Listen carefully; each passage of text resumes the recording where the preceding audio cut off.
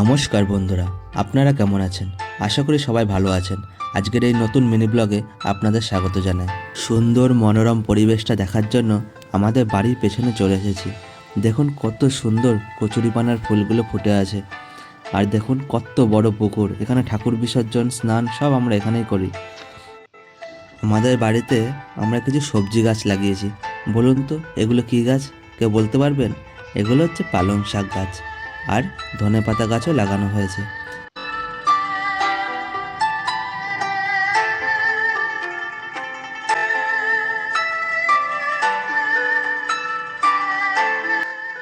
শীতের আমেজও পড়ে গেছে আর লাউ গাছও লাগানো হয়েছে।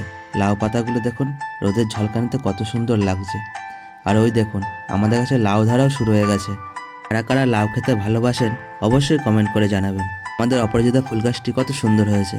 ভিডিওটি ভালো লাগলে লাইক করে যাবেন, কেমন লাগলো অবশ্যই কমেন্ট করে জানাবেন। সবাই ভালো থাকবেন, সুস্থ থাকবেন।